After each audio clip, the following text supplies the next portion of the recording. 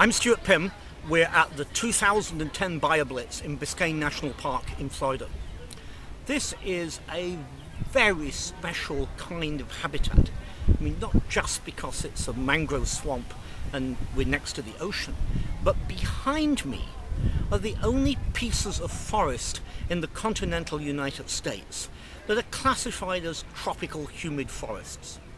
Tropical because we get no frosts here, humid because these trees are evergreen. They don't lose their leaves in the winter, they don't lose their leaves in the dry season. And this is the kind of forest that many of our migrant birds, many of our warblers, our thrushes, spend the winter in just to the south of us. In fact, many of the familiar warblers that you might find in New York and in Connecticut, across the Midwest, winter here and in places to the south. This is the end of April and this is the peak migration time for these warblers.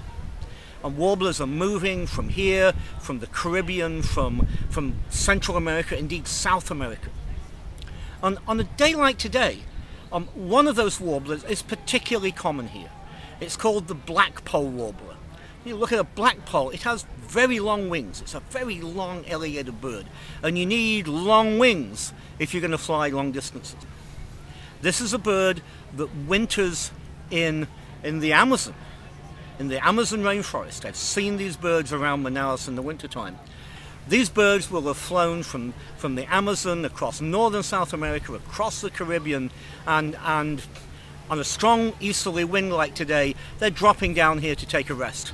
The stronger ones will have kept on flying and will probably go all the way to Canada.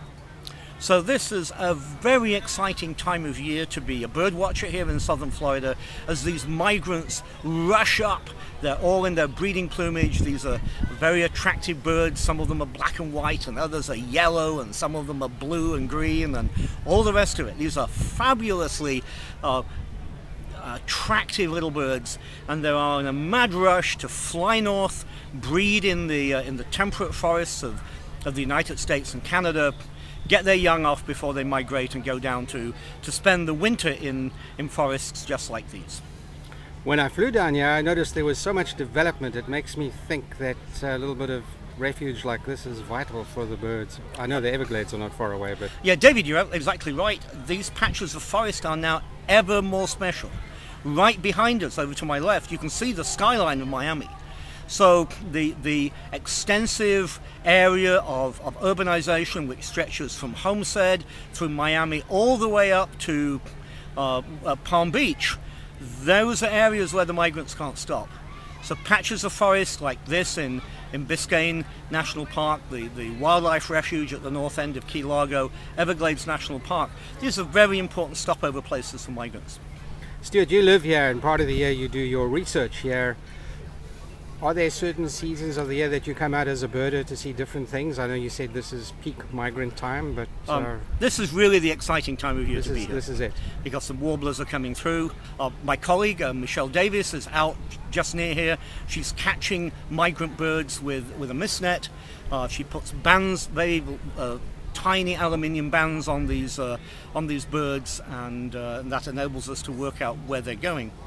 So this is a very exciting time of year, and of course it's a time of year when some migrants get it wrong and they turn up in places where they shouldn't be, and that's exciting to bird watchers who haven't seen them before. Right, and I imagine there's a reverse season when they go in the fall, opposite direction? In the fall, migrants move south. It's not quite so rushed.